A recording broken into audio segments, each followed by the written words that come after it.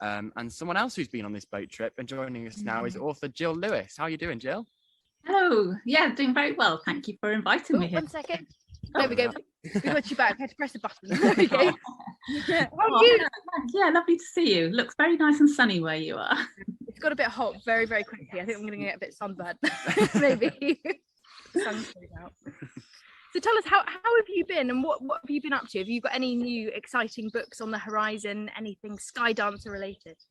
Oh yes, well, I've got one new book that's just come out, which is actually behind me, called Song of the River, and it's about the skull of this little animal, the beaver, because as we know, beavers are really important to bring back habitats and wild habitats. But I was fascinated that beavers don't just bring back wild habitats, they bring back these wild soundscapes that we've been missing, all the creatures that come back, all the amphibians, all the birds, and the sound of the river. So that's another, and it's all related to obviously Skydancer Day, the hen harrier, and bringing the wild back as well.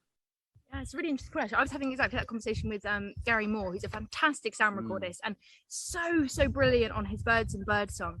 And I was literally having this conversation with him yesterday about soundscapes and how the fact that, you know, we notice the visuals of something missing and we notice evidence of when something's there, but we do forget sounds quite quickly. And iconic things like the beaver and that soundscape bringing that back in, I think that's a lovely aspect to conservation. Absolutely. I absolutely love bird songs. My favorite thing right now, like we said earlier, got so much bird song here because it's kind of, you know, the height of spring. You know, goldfinches, we had the woodpecker drumming earlier and a cuckoo this morning, which was really cool.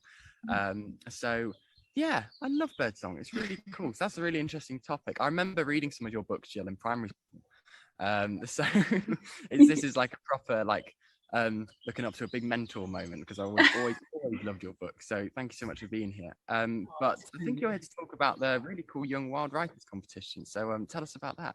Yeah, well, I'm really excited to be able to announce the third Young Wild Writer competition. It's for 3 age categories, for young, junior and senior. And we're going to be asking young people to write up to 500 words all about this year's theme of animal journeys. So when we think about animal journeys, the hen harrier itself makes a journey. It breeds up in the uplands, and in the winter they fly south to roost, often in our sort of lowland farmlands and along river valleys. But for young people writing, they don't have to think about animals which make these huge journeys. It could be an animal journey in the garden, it could be a hedgehog, it could be a slug, it could be a tiny ant.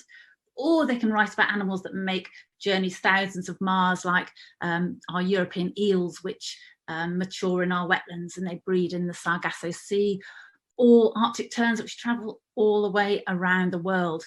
So it's really up to each child what they want to write about. And just they'll be able to find out more details on the Hen Harrier Action website. They'll see a little poster like this, and there'll be the details of how to enter at the bottom. And the deadline is the 10th of July. And the winners will be read out on the 24th of July at Wild Justice's Hen Harrier Festival in Adlington Manor in Cheshire. And there's some really fabulous prizes, book tokens, book goodies. And for the overall winner, I'll be doing a writing workshop with their school. So that'll be really exciting. But I think for me, why I think this competition is so exciting is because words and art really sort of can change hearts and minds. We've seen Anishwa and on Britain's Got Talent talking to millions of people about nature. We had a beautiful artwork from Benjamin Fallow, who drew this beautiful hen harrier for the poster for Skydancer Day. And that's why words are really powerful. You know, they can change hearts and minds. And if you can do that, it sounds quite dramatic, but I think you can change the world. No, I genuinely couldn't agree more with you on that. And I think, you know, often we think about conservation as being quite conventional, you know, but actually the creative arts have such an important role to play, you know, whatever that is to you, whether, you know, it's drawing, whether it's knitting, whether it's singing, poetry, you know, whatever you'd like to do, because it helps engage a new audience and it tells stories in a new way. And that is quite a superpower. Definitely. You know, it makes us care. You know, I often think sort of sciences are the way we understand the world, but art is our emotional connection with it. And if we don't have that emotional connection, we won't care, we won't want to protect something. But if something really hits us there, then we want to care for it, we want to protect it. And just going back to what you were saying about the Poole Harbour, I had a lovely trip with the Poole Harbour birds, going to see the ospreys, my favourite bird. But on that, I was chatting to a teacher who had been on that trip, and Poole Harbour take lots of schools out and engage the local school children in Dorset with these wonderful birds and Poole Harbour habitat. And a teacher was so angry about the poisoned white-tailed eagle. And this is where it really engages. So teachers have been to see this, and they can say, well, actually, we want white-tailed eagles in Dorset. This is what we want. We're a constituency of Dorset, and this is what we want. So I think this is really, Poole Harbour birds do great work there. Yeah, they absolutely do. And all voices matter, don't they? It's children and schools, communities are saying it. I always use this analogy that, you know, ultimately we're in the driving seat. If we turn the steering wheel left or right, ultimately, eventually the wheels are going to have to turn that way as well. So, you know, it's a process, and it might be happening slower than we would like it to. However, if we keep pushing, something has to change.